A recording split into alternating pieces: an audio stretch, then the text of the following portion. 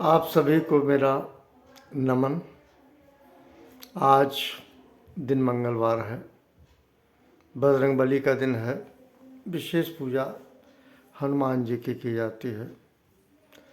पूजा का उद्देश्य स्वार्थ कभी नहीं होना चाहिए। अपने किसी व्यक्तिगत स्वार्थ के लिए किया गया पूजा कभी सफल नहीं होता। पूजा का उद्देश्य, प्रार्थना का उद्देश्य सिर्फ ये है कि आपके मन को शांति प्रभु प्रदान करें। इसके लिए आप उनको याद करें। जगत पिता ने, परमात्मा ने जिन किसी को भेजा है, हम सभी उसके अंश हैं, आत्मा के रूप में परमात्मा के। तो पूजा यदि की जाती है तो पूजा का कोई उद्देश्य नहीं होता। पूजा किसी स्वार्थवश नहीं किया जाता। कभी भी किसी स्वार्थ में आप किसी की पूजा ना करें, क्योंकि स्वार्थ में किया गया पूजा कभी सफल नहीं होता। पूजा, प्रार्थना, आराधना, इल्तिजा, ये सब सिर्फ इस बात का उद्योतक है ताकि आपके मन को शांति प्रदान हो सके। श्रीमद् भगवद गीता का कुछ एक बात कहना चाह रहा हूँ। कहते हैं मृत्यु के समय, जब उसका अंतिम समय आता है, वही कहते हैं मृत्यु के समय, तो वो जो उसके मन में उत्कंठा में रहती है उसकी उसे प्राप्ति होती है।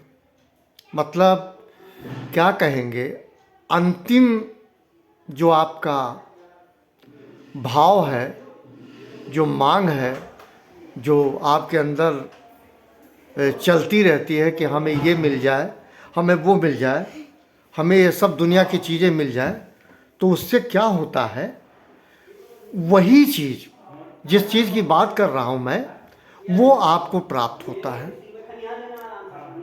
इसका मतलब ये हुआ कि जब हम जीवन पथ पे चलते हैं, मृत्यु होने तक, ट्रांजिट पीरियड में, जैसे हम कोई कार्य करते हैं, डॉक्टर APJ अब्दुल कलाम की बात करें, भारत के भूतपूर्व राष्ट्रपति जी की, तो उन्होंने लर्न किया बच्चों के लिए एजुकेशन, इस बात के लिए कि ड्रीम ड्रीम ड्रीम, स्वप्न देखिए और उस ड्रीम को कैसे आपको ले आना है ये सोचना है, और उसी के अकॉर्डिंगली आपका कोर्स ऑफ एक्शन होगा।